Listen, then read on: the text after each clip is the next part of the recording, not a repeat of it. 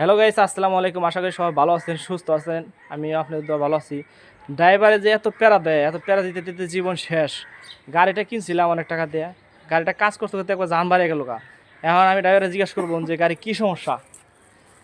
হ্যাঁ সালাম ভাই, হ্যাঁ, এই গাড়ি কি সমস্যা তুমি বলো তো। যে আরে ভাই কইেন না, ইচ্ছে যে না গেছে গা, গাড়ি ভাগে না, গিয়ার উল গেছে, গিয়ার উল পরে খালি গিয়ার বক্স দেয়া। কেমনে কি করি বুঝতেছি না। এটা না কোনো টেনশন করা লাগে, এটা তুমি তো কাইলাকুর বাইপাস গেলেই মনুমিয়ার দোকানে গেলে ওখানে ঠিক করে দেয়। ওখানে কার ওয়াশ থেকে সব কিছু হয়, তুমি এটা জানো না? না জানি না তো, তাই নাকি? এই পাগল ছাগল বলে কি, এটা কোথা থেকে আসছে? তুমি যদি ঈদের আগে যদি কাজ কাম না করে রাখো, তাহলে বউ পালনটা কি খাও, আমাকে কি দেবা? তাই তো, চলো তো দেখি। চলো তো এখন তোমার গাড়ি কাজ করে দেই। আর এই ভিডিওটা সবাই শেয়ার করে দিবেন। আর যারা যারা সমস্যা অবশ্যই বলবেন। আর কি গাড়িতে তোমার কি কয় নাম্বার করে না সমস্যা ভাই?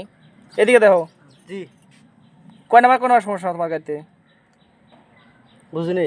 তোমার গাড়িতে কয় নাম্বার কোনো সমস্যা? গিয়ারে কি কি কি প্রবলেম? গিয়ারে ভাগে না, গাড়ি দৌড়ায় না, গিয়ার উল পরে, গ্যাস বেশি খায়? গ্যাস বেশি খায়। তাহলে গ্যাস বেশি খায়, তুমি যে গতকাল যে গেলা 1600 টাকা 2000 টাকা ক্যাশ গেলো, তুমি তো আমার বুঝাইলা না।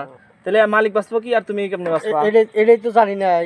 আচ্ছা, সবাই যায় দেখি এই কাহিনী। সবাই ভিডিওটা শেয়ার করবেন এবং লাইক করবেন, সাপোর্ট করবেন। এই পাশে আমার এক ভাই আছে, ভাইয়ের সাথে একটু কথা বলি।